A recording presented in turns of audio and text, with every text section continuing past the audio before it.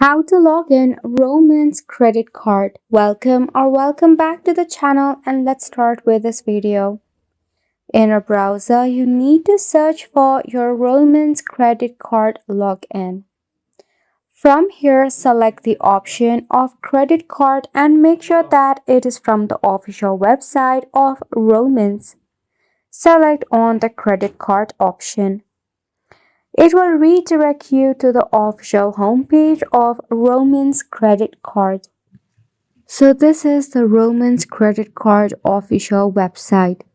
If you have not registered yourself for Roamans credit card, tap on register now option and you'll be able to get yourself a brand new account for a Roamans credit card. However, if you already have one, you have to select on the sign in option. Now to sign in into a Roamans credit card, you need to enter your username and your password associated with the account.